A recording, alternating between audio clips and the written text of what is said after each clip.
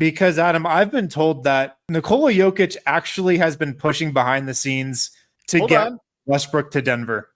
Wait, Nikola Jokic made a request to the front office? Not just any request either. He wanted the Denver Nuggets to sign one of the most polarizing players in the NBA. The same guy that Lakers fans claimed ruined their championship window. I guess that means he and Westbrook already have something in common. But if you know anything about Nikola Jokic, there have never been any reports about him requesting for a player to be traded or signed to Denver. It's good. It's good.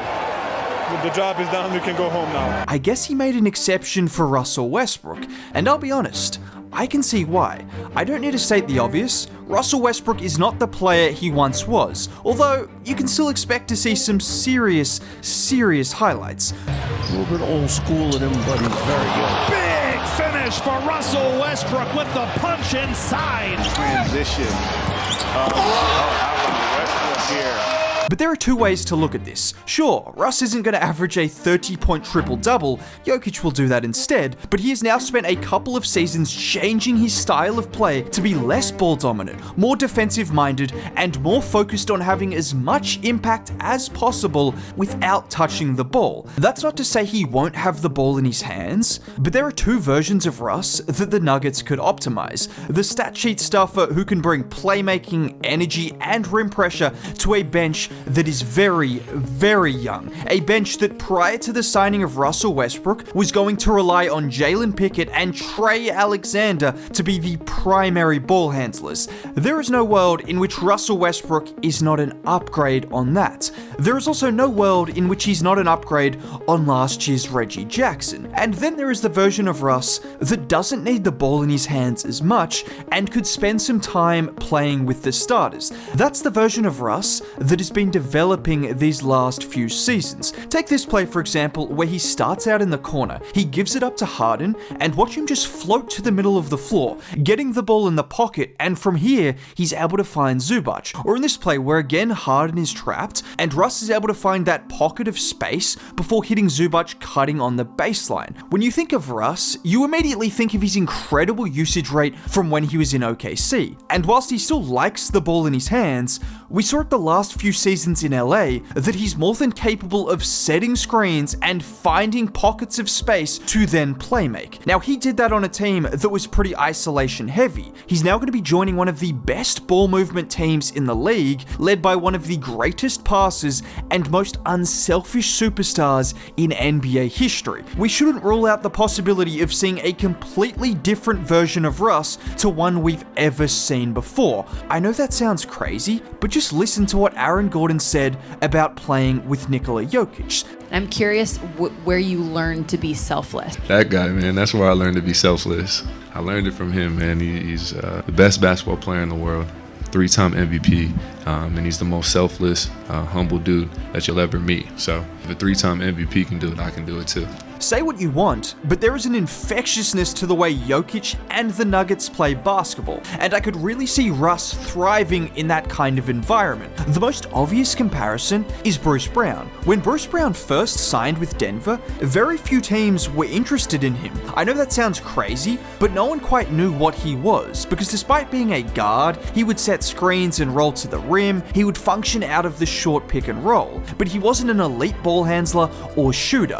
Now Bruce ended up shooting well that season, but it was on very similar volume to what Russ shoots, and his role seems like a blueprint for what Russ could bring to Denver. The only difference is, Russell Westbrook is still an elite playmaker, so all of those screening and off-ball opportunities that Bruce was afforded playing in Denver's system will be afforded to Russ, but you are also getting elite playmaking to go with it. We've seen Nikola Jokic run pick and rolls countless times with the likes of Jamal Murray, Aaron Gordon, and Bruce Brown, where it's the smaller athletic guys setting the screens, and because Jokic is such a shooting threat, he can draw two defenders before dumping the pass off and allowing those guys to take advantage of a 4-on-3 situation, or in the case of AG, a lot of the times going upstairs for the lob. Now imagine Russ setting those screens and then having a 4-on-3 situation to work with, or even better, just getting straight to the rim. And this is without mentioning the on-ball potential for Russ. Last season, despite obviously not being the Westbrook we used to see, he would still consistently get really good looks for Ivica Zubac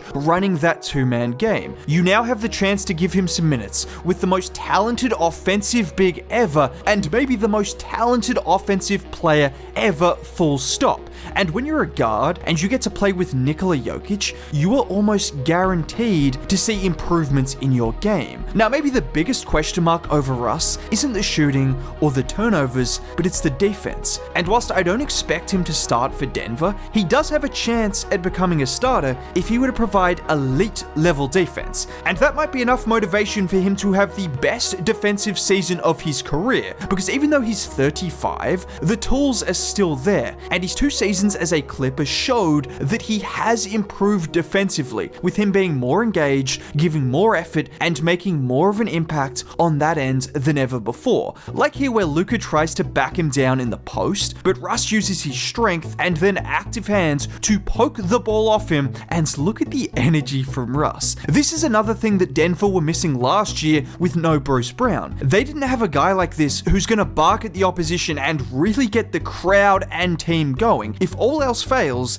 at the very least, you know Russ will bring you energy, and that alone is impactful. And just getting back to the defense, I think back to 2 years ago in the playoffs when he had huge defensive possessions all series long against Phoenix.